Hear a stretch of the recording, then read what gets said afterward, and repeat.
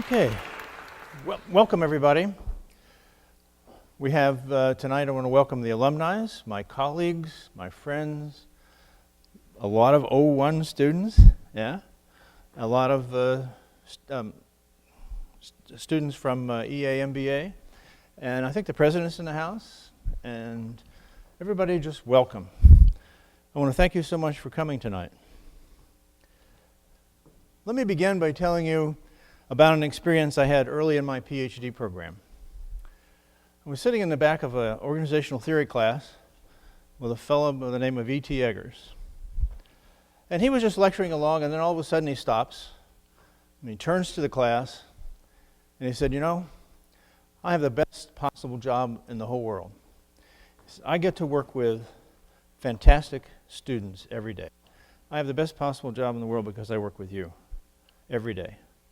You know, I didn't get that then. That was almost 40 years ago. But you know what? I get it now.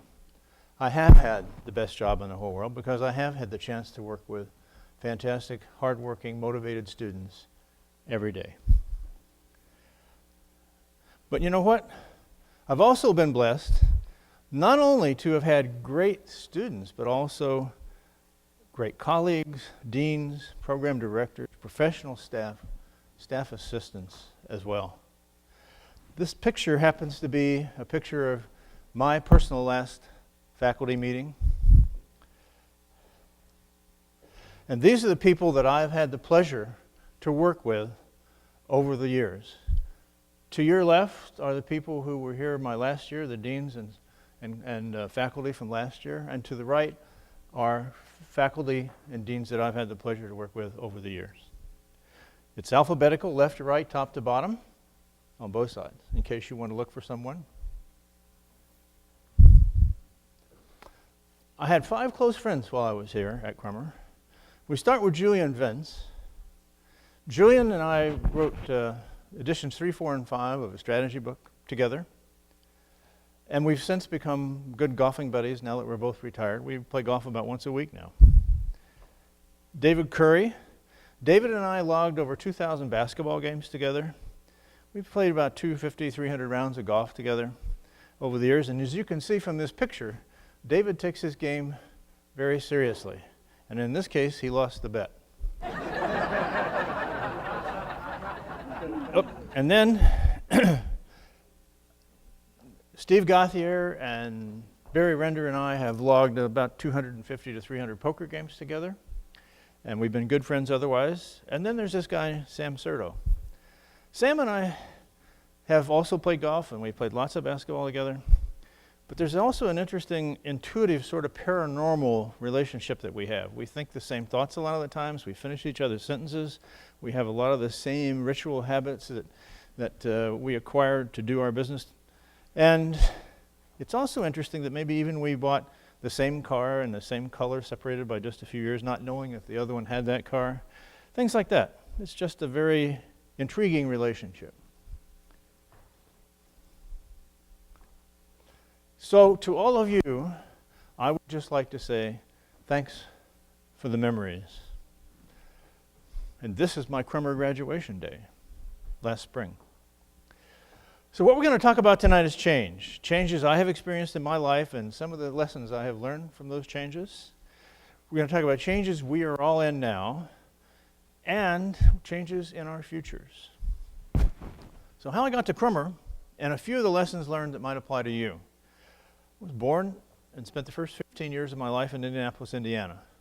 It's kind of a quiet place, but it was a great place and a great time to grow up.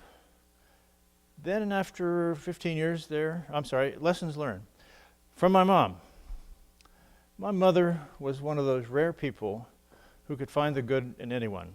And she was always looking out for other people, volunteering at church and for various charities, helping people as much as she possibly could. She taught me all about love. And she taught me about concern for other people. So I'm always have that in mind in trying to interact with people, is that concern for them and what's going on with them. She also taught me about trust in God. And I can tell you that God has been with me every single day of my life. My mother also taught me a couple of other things. One was that I should always eat all my dinner and finish my plate. And the reason being that there were people starving in India and China. You know, and when you heard that, you've heard that from your parents too, huh? So when I raised my kids, that's what I told them. But you know what? If I was raising my kids today, I wouldn't even mention my dinner. When I'd say their dinner, I'd say, go finish your homework. Work hard. Get good grades. Because if you don't, those kids in India and China, when they grow up, are going to eat your lunch. From my dad, I'm not sure I actually learned these as much as inherited them. My dad was the most totally concentrated person I'd ever known. He would go down and work in his shop, and my mother would call him to dinner 3, 4, 5 times before he would finally break that concentration and come up to have dinner. And I don't think I'm quite that bad. Susan my wife may have to call me once or twice, but I usually come okay to dinner. The value of hard work. My dad, for all 18 years that I lived with my mom and dad before I went to college, worked 6 days a week every day of his life. And I didn't appreciate it so much then, but now I do appreciate it. I understand how what he did made our life so much better. And my brother taught me that everybody has a story. I was sitting there one day talking to my brother. I was maybe 18 or 19, and I was kind of mouthing off about some guy that we knew. My brother stopped me and said, "Hey, stop that." He says, "You don't know anything about this guy. You have no idea why he behaves the way he does. You don't know what causes him. What kind of parents did he have? Why? You don't know that. Maybe there's a reason that he's this way, and maybe you ought to take that into account." Well, you know what? I do take that into account. I try to know the story behind people that I deal with. Sometimes it's impossible, but you should try to know that. And if you know that, you could be a better friend or a better manager. So we moved then from Indianapolis to Miami in 1959. I went to Southwest Miami High School, spent a lot of time at the beach. What I learned from that whole experience was you can survive change. I could survive change, you can survive change. The point was that I'd had the same friends, done the same things for 15 years, and all of a sudden everything changed. But you know what? I made new friends and did new things and had a great time. The important part was to make that effort to be friendly. From there, I went to Emory undergraduate, and while I was, after I graduated from Emory undergraduate in accounting, I went to Georgia State to get a master's in accounting also. Not too much to pass on there in terms of lessons learned in life, but while I was at Georgia State getting my master's, I was also working full-time at Lockheed. And I did pick up some things there, one from the job experience.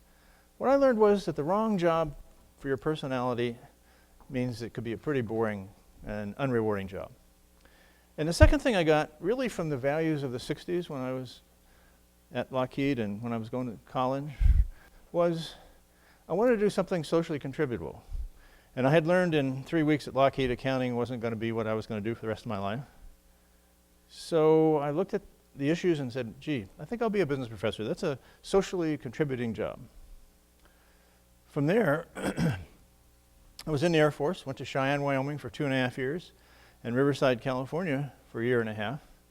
And what I learned in those 2 places was this. In Cheyenne, I learned that women make good managers. Now, this is 1967, and there aren't a lot of women managers, but I happened to have a couple in Cheyenne, and they were excellent. And so it was my first experience with a female manager. And secondly, when I got to Riverside, California, what I learned was mission is everything. And hard work accomplishes the mission.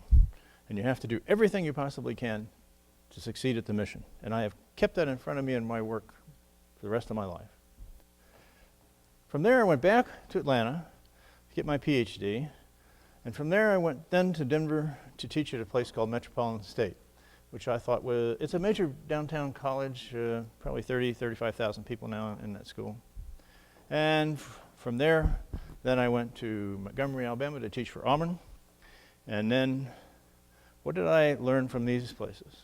Well, again, from E.T. Eggers, one of his favorite sayings was, you ought to do the things that are hardest for you. And I've always kept that in front of me. You know, it's so easy just sometimes when you see something hard just to kind of slough it off or bypass it, but you can't do that. You don't grow that way. If you face the things that are hardest for you and you do them, how much better that is for you. From Montgomery, then we came to Winter Park. Why Rollins? Well, I wanted to be near my mother, who was quite sick at the time. And so I interviewed at both UCF and Rollins. I chose Rollins because Marty Schatz, who was the dean then, had a very compelling vision for the future of the Crummer School. UCF dean had no compelling vision whatsoever. So what have I learned since I've come to Rollins? One, this is a Bear Bryant statement: make something happen. I have had fantastic leaders in the deans that I've had here since I came to Crummer. Starting with Marty Schatz, who was the dean here in 1980 when I came, and the one who recruited me. Marty Schatz turned this school around. Before Marty Schatz, Crummer was sort of a diploma mill or a course mill, ran hundreds of people through all the time. He changed all that. He focused on quality of education, hiring people in the profession who would, in fact, help make an image for the school. He started the EMBA program, he started the PMBA program, and many other programs that have helped Crummer be more successful. And the second dean I had then was Sam Serto. Sam did two really critical things for us at Crummer. One, he built strong relationships with the business community. And second, he took us global. Then Ed Moses became dean, and Ed did three really critical things for us. He started the AMBA program, which was a one-year program we kept for about 9 years, and which we have since revisited a little bit and thinking about it again maybe. He also started the EAMBA program, which we still have, and I think this is about the 16th year now. And he also raised the money and built the additional wing to the Crummer School, the new wing on this side of the building. And finally, Craig McAllister, who's been dean now for 9 or 10 years, established the Leadership Center and really focused on the Entrepreneurship Center as well, hired new directors and got those programs really going strong.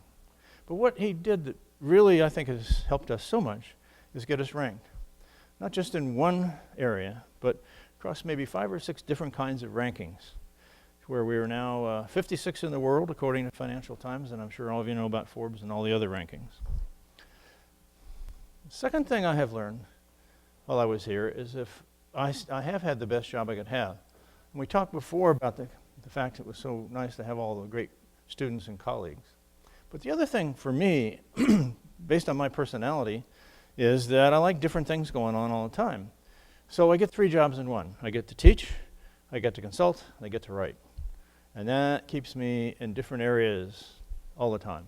The lesson for you is personality fit. Find a job that you like. Third thing is, if you want to hit a home run, you have to step up to the plate. Now, I consider innovation to be a home run for me.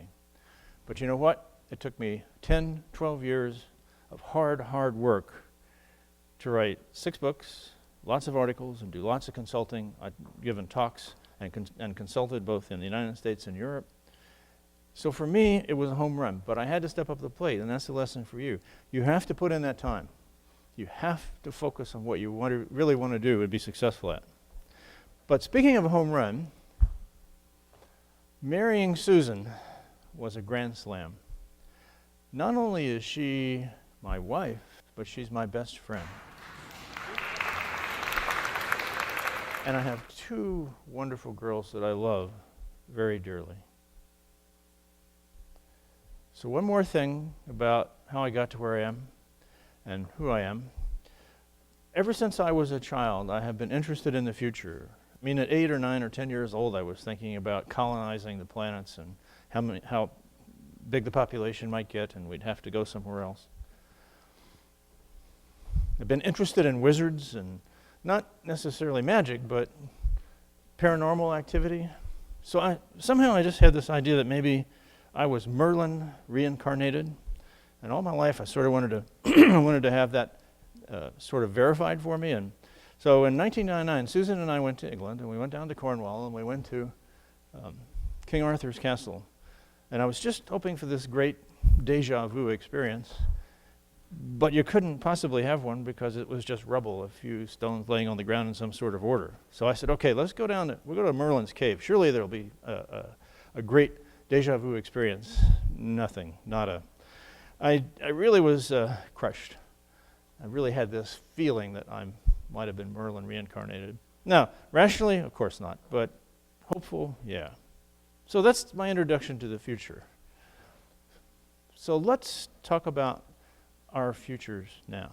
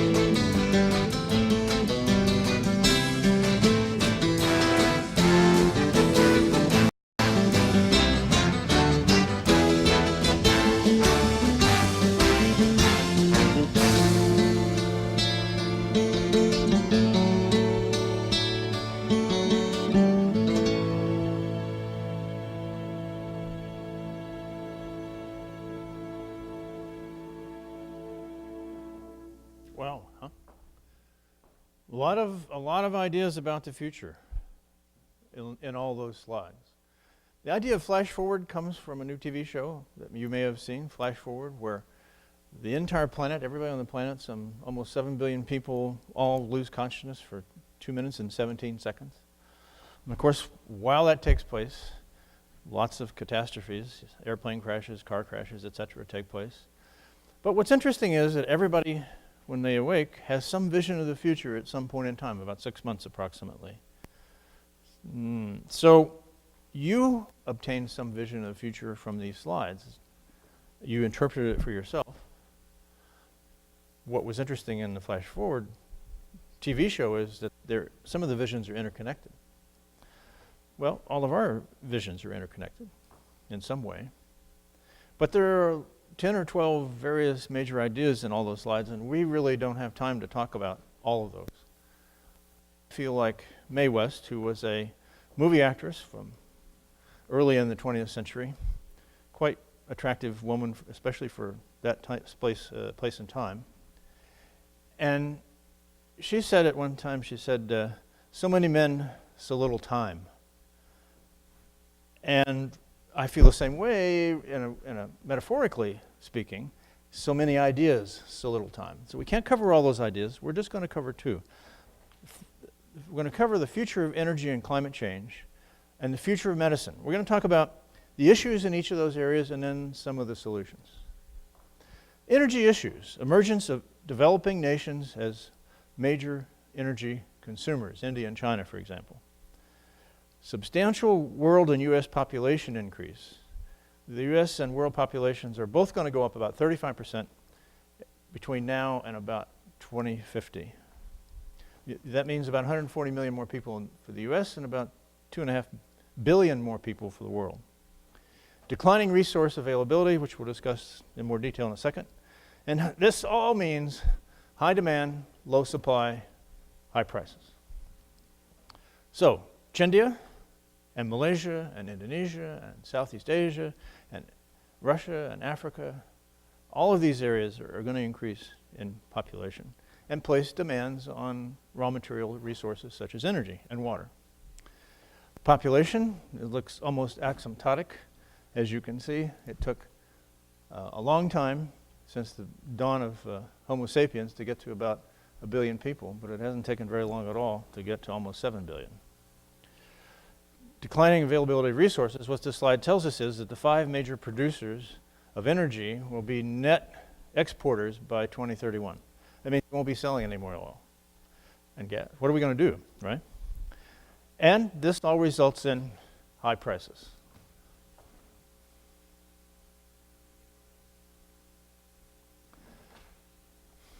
There are some more energy issues. We import so much oil that we have a tremendously bad balance of payments. We are held hostage to possible terrorist actions because we import so much oil, and fossil fuels help cause global warming. So, something has to give. What I'm predicting here is that we will phase out fossil fuels over the next 25 years or so, especially those that are foreign sourced. And I have one caveat, and that is that coal will continue to be a major source of energy if we can develop clean coal, which includes CO2, some way to store CO2 or do away with it that comes from coal. Not likely, but possible. Second, we're going to see mixed energy resources for 15 to 20 years, but after that, the mixture is going to shift to where alternative sources are going to be much more common than they are today, and they will begin to dominate the energy industry. So it looks kind of like this. Solar up, coal and oil down, wind and natural gas, biomass, geothermal, and nuclear, all kind of going along, and one may have a break and suddenly become dominant, but right now it looks like solar is going to be the winner. Climate change issues. Global warming appears to be in a temporary pause. Across the last 9 years, the temperature has not raised statistically significantly, although we have had 3 of the 10 warmest years in history in the last 5 years. Global melting is accelerating, and I separate global melting from global warming because it is a different concept. What's melting are glaciers, parts of the Antarctic, parts of the Arctic, and parts of Greenland. Now, it doesn't matter so much with Arctic ice in terms of raising ocean levels because it's already in the water, so there's no net gain or loss when it melts.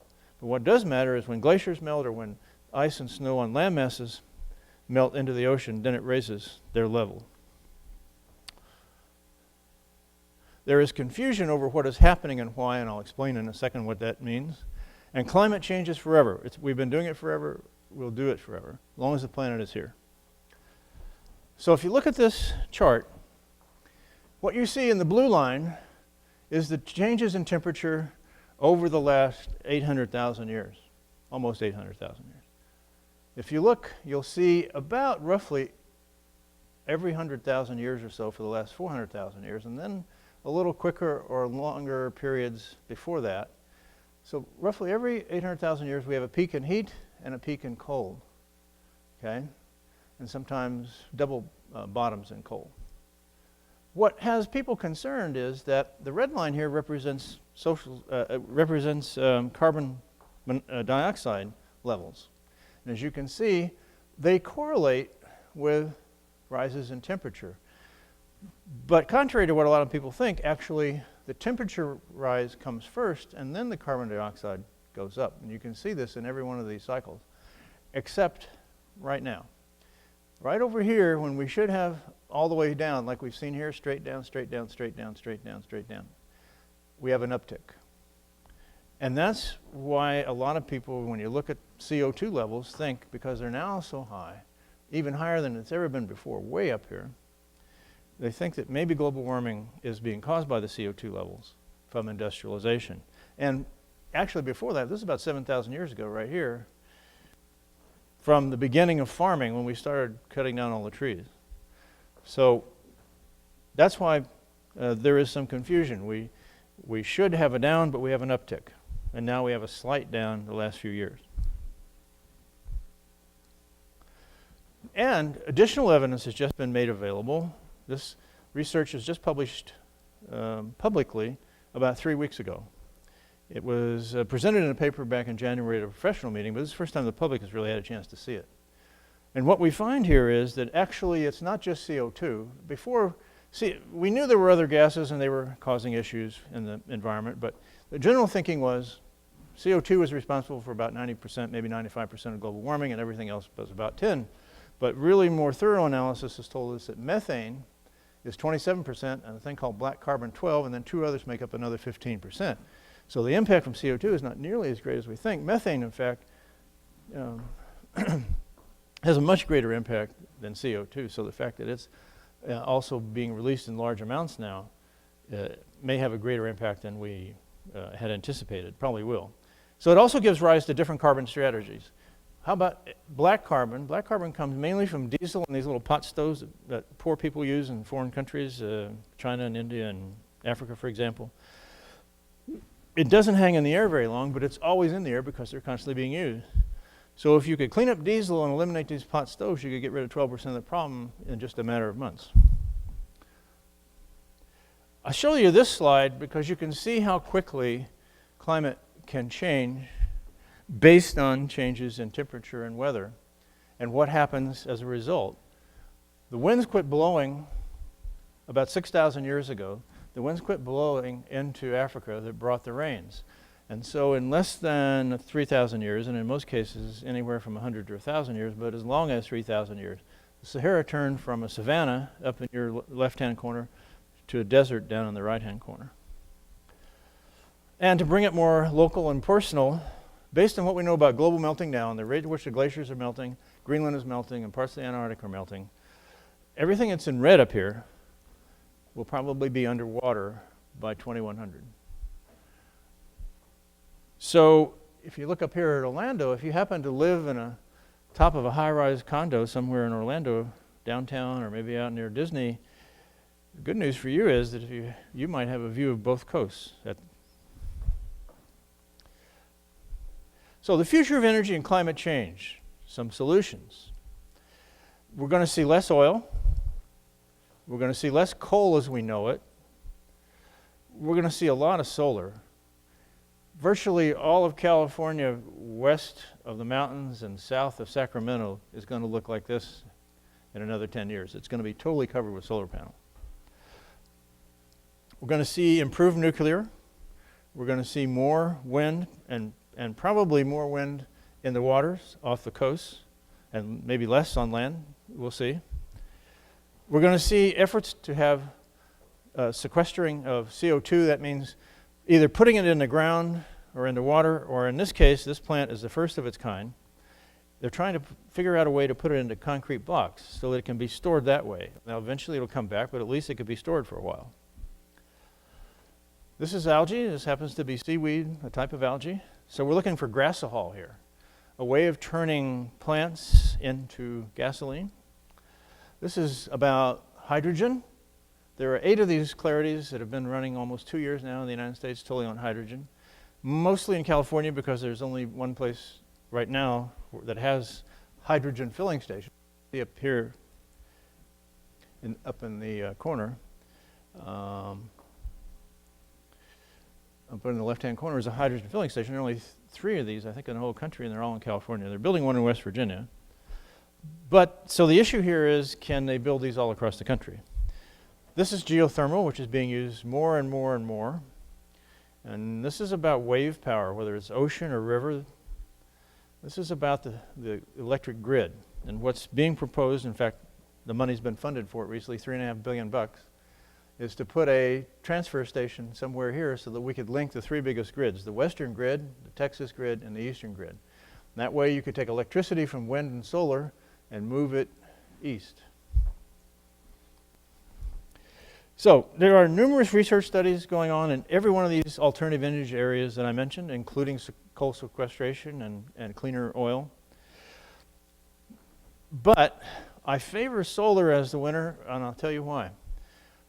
First of all, the economies of scale work against most of the other solutions that have been suggested. It doesn't mean that we can't have better mass produced energy. It just means that right now there is no way to do that economically. Doesn't mean that coal sequestration can't come about, but right now we can't do that economically. And secondly, solar is already in 3rd generation product development, and they're moving towards 4th. The ideas are already on the drawing board, so they're way down the line. You look at Grasshall and you look at coal sequestration, they really don't even have a product yet. Your solar future. This is a concentration plant in Spain. All of these dishes here aim at one tower, which has a liquid, which is heated and then used to drive a turbine, and then done again. This is a company called NanoSolar, which did not invent thin film, but has found a way to make it very efficiently, very low cost, and very effectively. And others are emulating what they've done, and it's essentially a printing process. You have a thin film of metal, you spray on some materials that make it into a solar chip, and you put it on your roof. This is about creating windows that can deliver, for example, in a high-rise building with lots of windows, about 50% of the energy that building needs every day. The solar materials are collected on the edge of the window, so the window still functions as a window, and yet it drives electricity and everything that needs electricity in a building. This is a combination of solar and fuel cell. One of the problems you have with solar is it's obviously sun doesn't shine at night, but you can now will be able in a few years to store that energy in a fuel cell, and at night the fuel cell will drive the electricity for your house or building or city. These 2 examples are both about creating more surface area for solar collectors.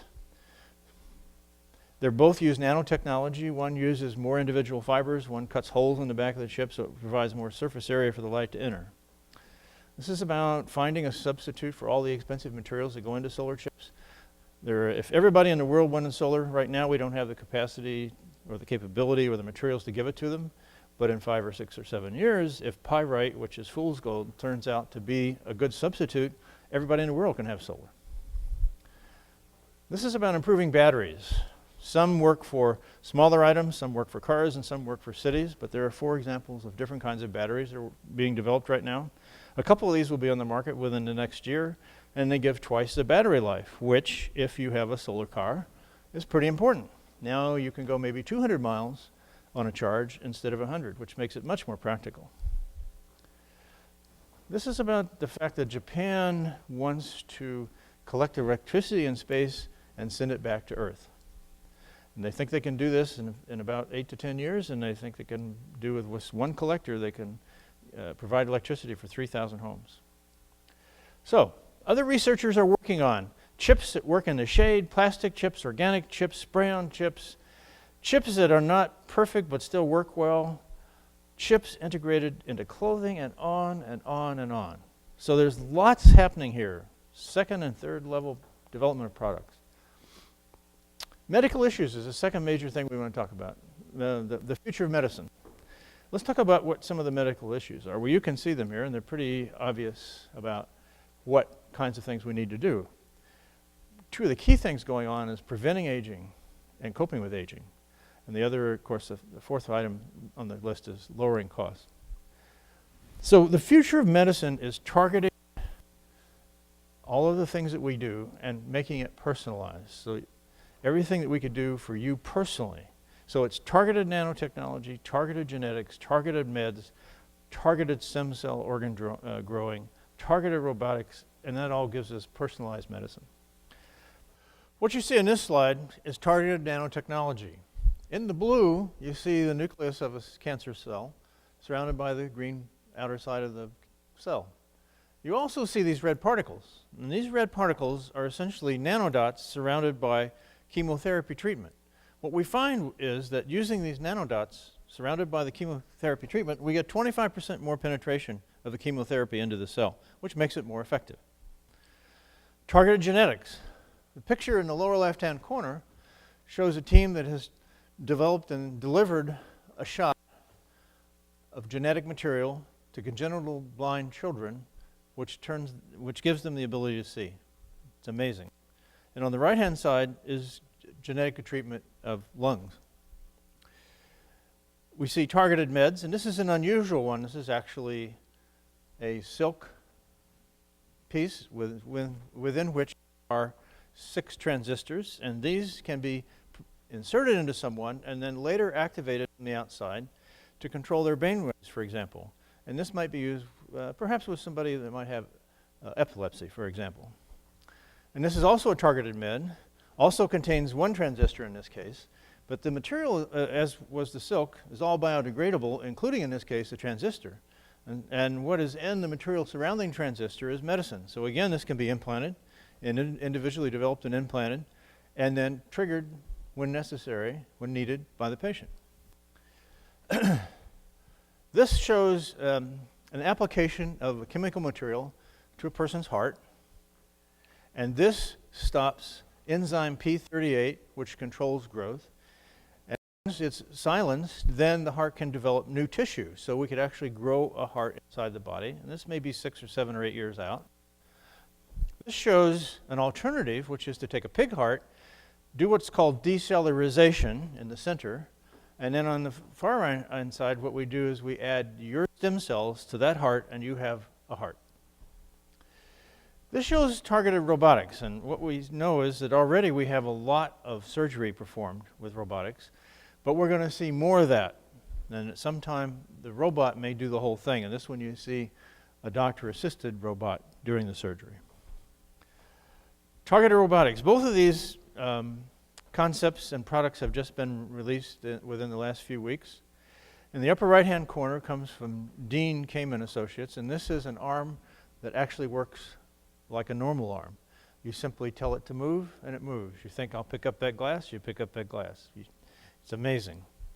And on the lower left-hand side, you see a series of pictures in the 4 to the right, which are exoskeleton items which can be used by people who are in rehabilitation. And the one on the left is an exoskeleton used by a nurse to pick up a heavy patient. So what we end up with from all this and some electronic gadgets is personalized medicine. We are starting now genetic analysis and treatment using huge genetic databases. The first and largest sizable one is in California. It's under development now, 100,000 elderly patients. But soon, everybody can have one probably.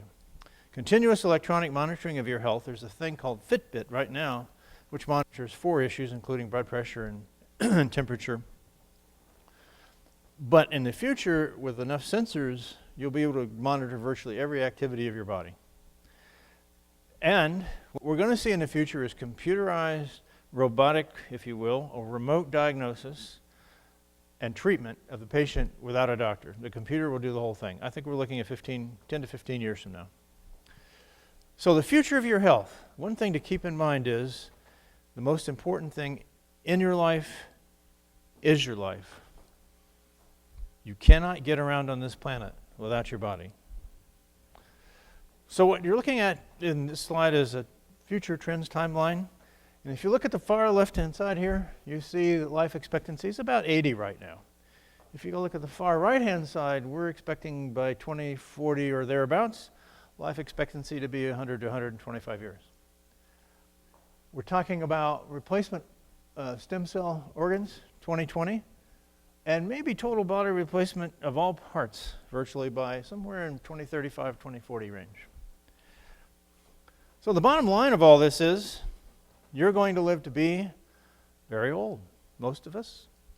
If you're under 30, which all of you over here probably are, you're going to live to be between 100 and 125 years old. And that's good news, but I have some bad news. It means you're going to have to work another 70 to 80 years before you can retire.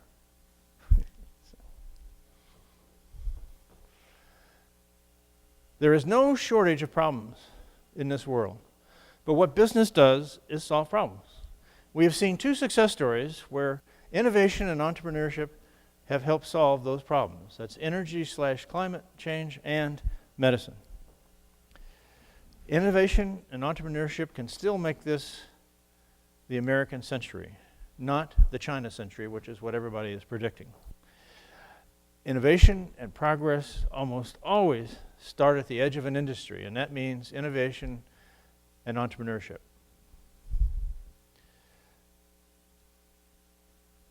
It wouldn't be a Jim Higgens class if we didn't just sort of stray off the main topic for just a second. I want to talk about the singularity.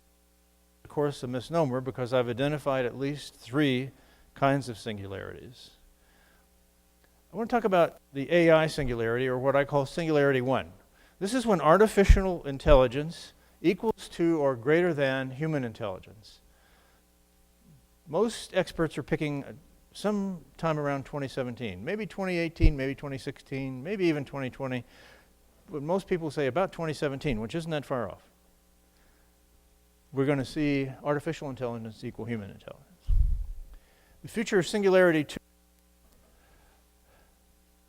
How many of you saw 2001, Space Odyssey? Okay, so most of you already know how, but for those of you who didn't see that movie, let me explain how.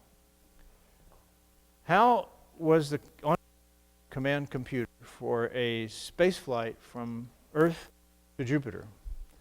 And most of the way there, Hal decided that he could just do without these human beings. They were very inefficient and ineffective people, so he killed 4 of the astronauts, leaving 2, and eventually killed another one before the final astronaut finally pulled Hal's plug, literally. So this is singularity 2, when AI decides that it does not need human beings anymore and it takes control. iRobot, which was a movie about 2 years ago, had the same theme: robots take over. So this is singularity 2. How singularity 2? Well, let's take a look. What you have on the left here is a beetle, and up on the right-hand side is a controlling chip.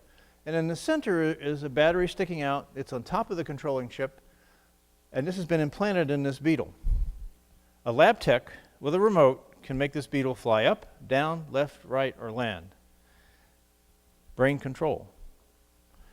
This fellow on the left here has invented a software package which will be out sometime in the next 8 to 12 months, in which the computer is trained to learn from your answers, and then it begins to ask you questions so it can serve you better. So a rudimentary form of computer personalized thinking. This is software that's being developed right now that fixes itself. So computer fixes itself, self-control. And you put that with the targeted robotics that we mentioned, and you put all that with this robot from Sony, which can have a perfect golf swing every single time, and this future doesn't look that far off.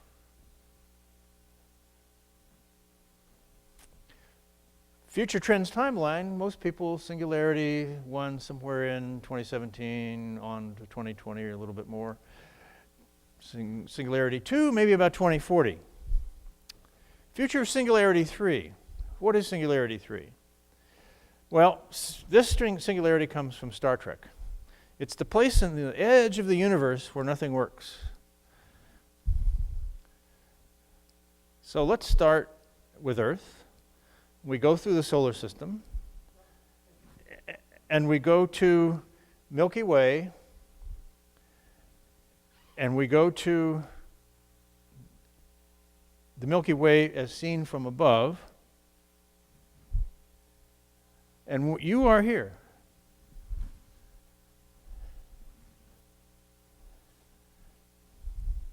We go on, we see another large spiral galaxy like the Milky Way. We go further into space and we see billions and billions of stars. There are, in fact, 10 billion galaxies. Each of these spiral dots is a galaxy, and each one has about 1 billion stars. Further out, you see fewer and fewer galaxies, until finally, we don't know what you see. Nothing? Well, we don't know. The universe is expanding. But what we do know is there's something past our own universe. Studies released this year show that something is waiting for us. A large number of galaxies have turned and are all moving in the direction of something that is 44.5 billion light years away.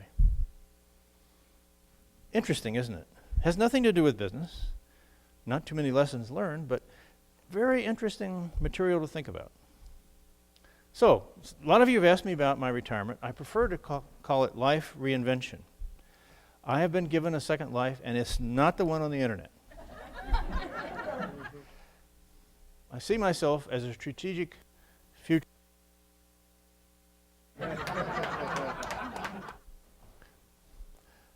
So, I've gone all around the world to get to here. And now Susan and I just go back and forth between Orlando and North Carolina. Lessons learned since I have reinvented my life. It's nice to have hair. It's nice to have a lot of hair. And it's nice that most of it is still brown. Another thing I've learned is golf is a lot more difficult now than at age 40. The real purpose of the speakerphone option on your phone is when you call Social Security and you get put on hold for 25 minutes while they try to find an answer to your question, you can listen to find out when they come back and meanwhile do something productive on your computer. I found that retirement's a lot like being a kid again, only with money. When I was in the late 80s, I read a book called The Psychology of Winning by Dennis Waitley. And he said there are 10 things you should see or 10 things you should do. And one of those was you should fly to Maui and take a helicopter ride and get right up into the face of a waterfall. And when Susan and I in 91, we did that. Well, I got one better for you. We were just in Hawaii this summer. And I don't know how many of you saw Jurassic Park, but when I saw that movie, if you remember in the beginning, the helicopter flies in and lands at the base of this huge, beautiful waterfall. We did that this summer. You've got to do that. This is the waterfall. I took this shot just before we... This is the helicopter we were in, and I show this mainly to show this slide mainly to show you these little booties we had to wear because they didn't want to hurt the environment with outside contagions. This is, again, the waterfall from the base. It's about 300 and something feet high. And this is, I'll show you this slide because these remnants are of the landing platform that the helicopter landed on in the movie. It washed away 10 days after the filming of the movie from a huge rainfall. And Susan got this shot out the window as we were flying out of the valley. So, this September, Susan and I were sitting in one of our favorite restaurants and in Highlands, North Carolina, and we were enjoying a nice dinner, nice lake and view. I turned to her, we've been talking about how nice retirement would be, and I turned to her and I said, I think this retirement thing is going to work out. Thank you all for coming.